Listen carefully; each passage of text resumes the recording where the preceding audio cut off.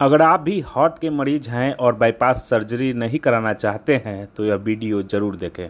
पटना इंदिरा गांधी हृदय रोग संस्थान एवं यदुवंशी राय मेमोरियल हॉस्पिटल के चिकित्सक हृदय रोग विशेषज्ञ डॉक्टर हिमांशु कुमार ने बताया कि कोरोनरी हृदय रोग दुनिया भर में तेजी से बढ़ रहे हैं, जिससे स्वास्थ्य संबंधित समस्याएं पैदा हो रही है और बदतर स्थितियों में मौत भी हो रही है।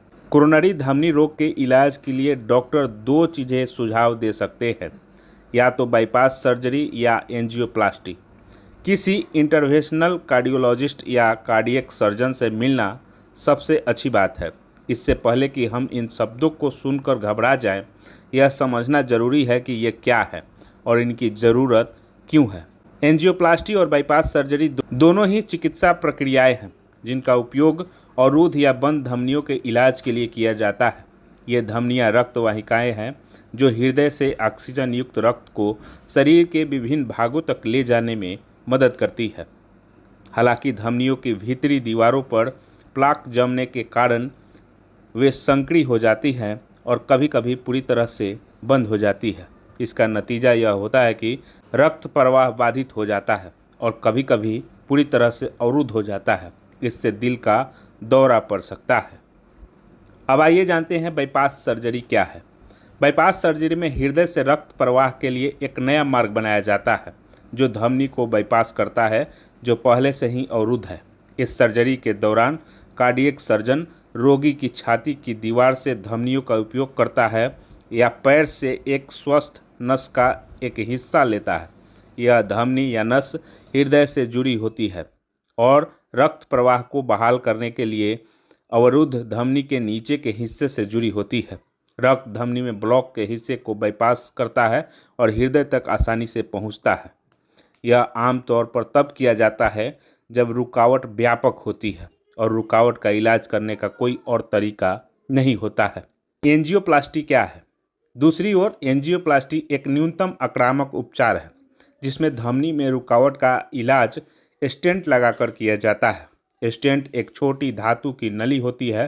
स्टेंट को आमतौर पर बंद धमनी में रखा जाता है ताकि फिर से संकीर्ण होने का जोखिम कम हो सके। हाथ या कमर के क्षेत्र में एक छोटा सा कट लगाया जाता है और धमनी में रुकावट के स्थान पर एक गुब्बारे की नोक वाला कैथेटर डाला जाता है। धमनी को चौड़ा करने के लिए गुब्बारे को वहां फुलाया जाता है और स्टेंट लगाया जाता है। यह उपचार एकल या दोहरी वाहिका रोग के लिए प्रभावी है।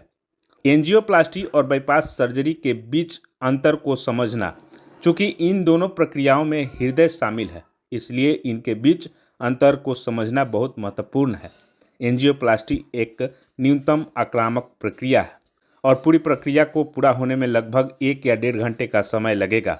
इस प्रक्रिया में कोई बड़ी सर्जरी नहीं की जाती है क्योंकि कमर के क्षेत्र, हाथ या कलाई में केवल एक छोटा सा चीरा लगाया जाता है। नतीजतन बिना किसी व्यवहारिक घाव के ठीक होने के कारण ठीक होने का समय काफ़ी तेज होता है। कुछ ही दिनों में रोगी सामान्य जीवन और गतिविधियों में वापस आ सकता है। हालांकि यह सुनिश्चित करने के लिए नियमित जांच करवाना बहुत ज़रूरी है कि सब कुछ ठीक है। दूसरी ओर बाईपास सर्जरी को एक बड़ी सर्जरी माना जाता है।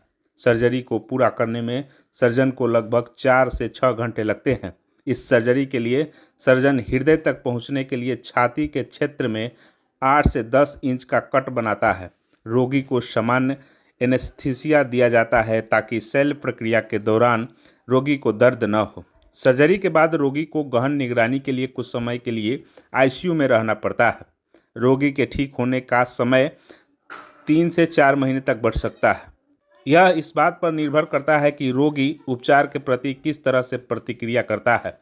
हालांकि एंजियोप्लास्टी एक कम आक्रामक और कम दर्दनाक प्रक्रिया है, लेकिन बाईपास सर्जरी की तुलना में इसका समाधान कम अस्थायी है। इस प्रक्रिया में केवल धमनी को चौड़ा किया जाता है जो फिर से संकीर्ण हो सकती है और समस्या पैदा कर सकती है। हालांकि बाईपास सर्जरी में एक नया रास्ता बनाया जाता है और इसलिए समाधान लंबे समय तक चलने वाला और प्रभावी लगता है। कई मरीज जिन्होंने पहले एंजियोप्लास्टी करवाई है, उन्हें भविष्य में बाईपास सर्जरी की आवश्यकता हो सकती है। हालांकि दोनों प्रक्रियाओं में डॉक्टरों को निर्देशों का पूरी तरह से पालन करना, उचित आहार लेना और शरीर से अतिरिक्त कोलेस्ट्रॉल और वसा को जलाने के लिए व्यायाम करना आवश्यक है। डॉक्टर हिमांशु कुमार ने कहा कि डॉक्टर बाईपास सर्जरी या एंजियोप्लास्टी का निर्णय कैसे लेता है, बाईपास सर्जरी या एंजियोप्लास्टी किसी मरीज के लिए उपयुक्त है या नहीं, यह तय करते समय कई कारकों को ध्यान में रखना चाहिए।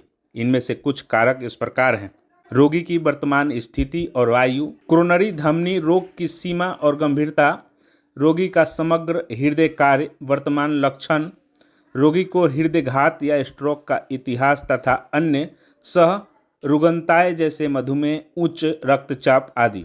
जब कई रुकावटें होती है या जब मुख्य बाईं कोरोनरी धमनी अवरुद्ध हो जाती है तो डॉक्टर बाईपास सर्जरी के बारे में सोचते हैं और एंजियोप्लास्टी उन रोगियों के लिए एक विकल्प है जिनकी धमनियों में सीमित या कम रुकावटें होती है। हृदय रोग से जुड़ी ये सारी सुविधाएं छपरा शहर के नगरपालिका चौक स्थित जदुवंशी राय मेमोरियल हॉस्पिटल में जल्द ही शुरू होने वाली है।